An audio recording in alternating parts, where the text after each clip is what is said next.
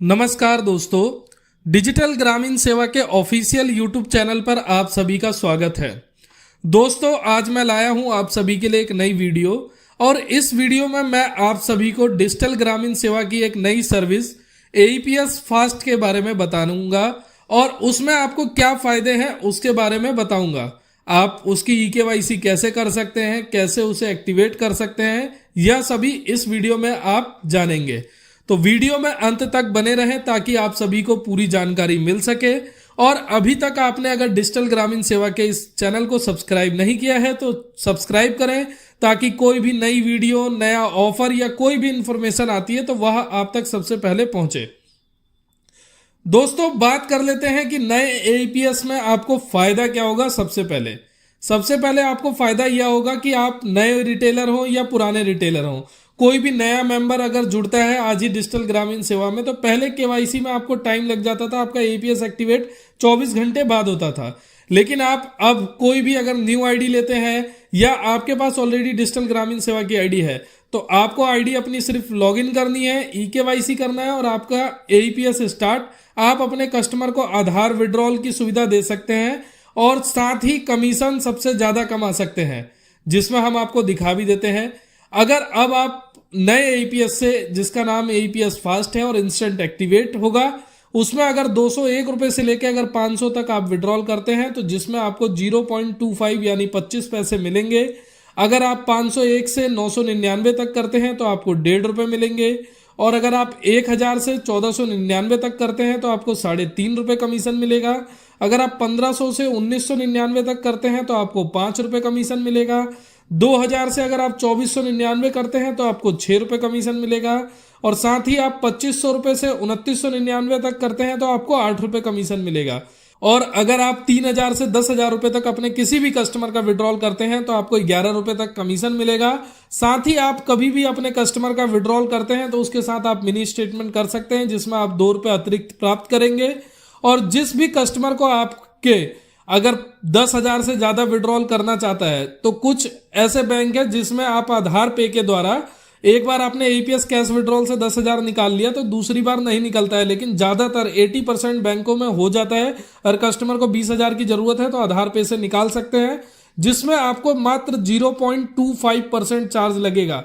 यानी आप कहीं भी और दूसरी जगह अगर काम करते हैं या डिजिटल ग्रामीण सेवा के जो पुराने एईपीएस से काम कर रहे हैं तो आपको 0.36% तक चार्ज लगता था, लेकिन यहाँ पे आप 10,000 रुपए का अगर आधार पे द्वारा विड्रॉल करेंगे तो मात्र आपको 25 रुपए चार्ज लगेगा। यानी यहाँ पे भी आपको बेनिफिट मिला, साथ ही एईपीएस में भी आपको एक्स्ट्रा कमीशन मिला। तो यह एईपीएस, न्यू एईपीएस के आपको फायदे हैं। अब आपको बताते हैं कि इसकी ईकेवाईसी कैसे करनी है और कैसे इसे एक्टिवेट करना है।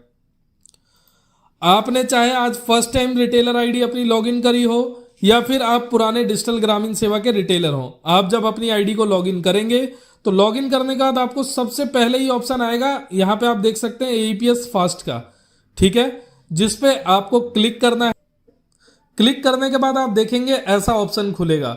अगर आप लैपटॉप या पीसी से काम नहीं करते हैं, मोबाइल एप्लीकेशन से काम करते हैं, तो आप डिजिटल ग्रामीण सेवा की टीम को सबसे पहले आप व्हाट्सएप पे डालेंगे कि मुझे नया एप्लीकेशन का लिंक दे। आप हमारी टीम के यहाँ पे नंबर है जो कि यहाँ से आप, या ऑलरेडी आपकी अगर टीम में बात होती है किसी भी व्यक्ति से तो आप डायरेक्ट अपने रिलेशनशिप मैनेजर से बोलेंगे कि मुझे नया एप्लीकेशन का लिंक चाहिए, तो वह आपको मोबाइल एप्लीकेशन का लिंक दे देंगे। बहुत ही जल्दी प्ले स्टोर पे भी अपडेट हो जाएगा, लेकिन अभी फिलहाल में आप अपने रिलेशनशिप मैनेजर से उस एप्लीकेशन का लिंक ले सकते हैं और मोबाइल से भी आप आपकी ईकेवाईसी इसकी कंप्लीट करके और अपने इस एईपीएस की सर्विस का इस्तेमाल कर सकते हैं। सबसे पहले आप मोबाइल से या लैपटॉप से किसी से भी ऑन करते हैं, एईपीएस फास्ट पे आते हैं, क्लिक करते हैं, खोलते हैं तो यहाँ पे आपको ऑप्शन आएगा ईकेवाईसी का, जिसमें आपको सबसे पहले अपना आधार कार्ड नंबर डालना है। जिस आधार कार्ड के बिहाफ पे आपने आईडी ली है वही आधार कार्ड नंबर यहाँ पे आप डालेंगे और जो रजिस्टर्ड मोबाइल नंबर आपके पास है वो आप मौजूद होना चाहिए। कई लोगों का ये क्वेरी होती है कि सर ऐसा तो नहीं कि आधार कार्ड में रजिस्टर्ड मोबाइल नंबर हो तभी होगा। नहीं, आपका डिजिटल ग्रामीण सेवा में जो रजिस्टर्ड मोबाइल नंबर है, कोई भी मोबाइल नंबर, उसे आपके पास होना चाहिए, उस पर आपका ये ओटीपी आएगा। आधार से लिंक वाले की कोई इसमें जरूरत नहीं है। आप सिर्फ आधार कार्ड नंबर यहाँ पे डालेंगे और कैप्चर फिंगर पे क्लिक करेंगे। आपकी मशीन में लाइट जलेगी। सक्सेसफुल होने के बाद आपको सबमिट पे क्लिक करना है। सबमिट पे क्लिक करने के बाद आपने जो भी रजिस्टर्ड मोबाइल नंबर किया है डिजिटल ग्रामीण सेवा पे, उस पे एक 7 डिजिट का आपको ओटीपी प्राप्त होगा, जो कि आपको यहां पे दर्ज करना है।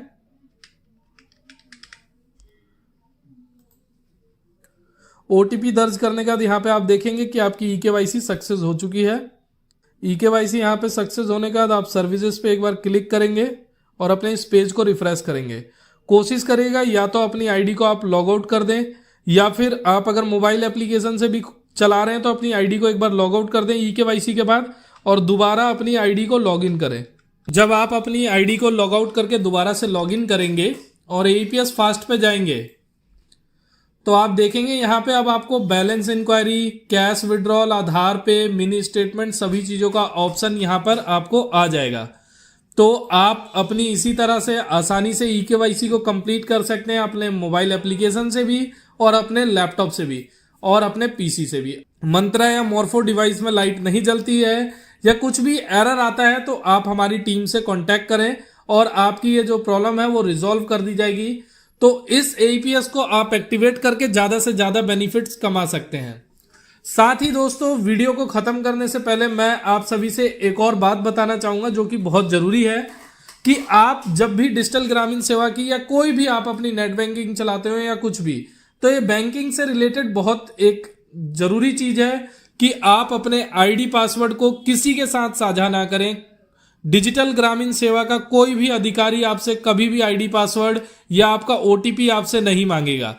अगर आप अपना आईडी पासवर्ड या कोई भी चीज अपनी ऐसी साझा करते हैं तो आपके साथ फ्रॉड हो सकता है। तो आप सतर्क रहिए कि अपना आईडी पासवर्ड हर 2-3 दिन पे चेंज करते रहें।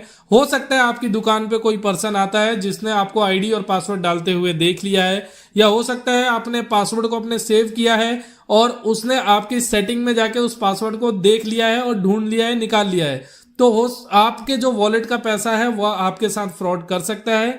इसलिए आप अपने आईडी पासवर्ड को हमेशा बदलते रहें। साथ ही साथ आप अपनी तरफ से सिक्योरिटी रखें, किसी को भी अपना आईडी पासवर्ड साझा ना करें। और जब भी आप आधार विड्रॉल करते हैं तो इसकी अपनी एक नोटबुक बना के जरूर रखें, जैसा कि हमने आपको दिखाया था लास्ट वीडियो में कि आप अपने रजिस्टर को कैसे मेंटेन कर सकते हैं। यहाँ पे आप डिजिटल ग्रामीण सेवा के चैनल पर जाएंगे तो यहाँ पे आप देख सकते हैं कि हमने आपको बताया था कि आप डिजिटल ग्रामीण सेवा पे अपना रजिस्टर मेंटेन कैसे करेंगे ट्रांजैक्शन का। और भी बहुत सारी यहाँ पे वीडियोस हैं, जैसे कि आप यहाँ पे देख सकते हैं कि सभी रिटेलर के लिए जरूरी अपनी लेन देन का रजिस्टर कैसे बनाएं। इस वीडियो को आप देख के और समझ सकते हैं कि जो भी आपको लेन देन करना है उसका रजिस्टर कैसे मेंटेन करना है, आपको अपने कस्टमर से कैसे साइन लेने हैं, जिससे कि आपकी सिक्योरिटी रहे। कस्टमर आपके पास आते हैं, आधार से विड्रॉल कराते हैं और आधार से विड्रॉल कराने के बाद आपसे कैश भी ले लेते हैं और बैंक में जाके ऐसी कंप्लेंट भी कर देते हैं कि आपने उन्हें पैसा नहीं दिया। और जब आपके पास बैंक अधिकारी या कोई भी ऐसा आता है तो आपके पास कोई भी सबूत नहीं है। तो जब भी आप कस्टमर का आधार से विड्रॉल करते हैं तो अपने पास रजिस्टर मेंटेन जरूर रखें, नहीं तो आपको ही उस पैसे का हर्जाना भरना होगा। तो आशा करता हूं आप सभी को वीडियो पसंद आई होगी और आपको हम इसी तरह से नई सर्विसेज और नई जानकारी के ऊपर वीडियो प्रदान करेंगे। तो बने रहिए हमेशा डिजिटल ग्रामीण सेवा के साथ। और अभी तक आपने चैनल को अगर सब्सक्राइब नहीं किया है दोस्तों तो सब्सक्राइब जरूर करें ताकि आपको सभी जानकारी मिल सके।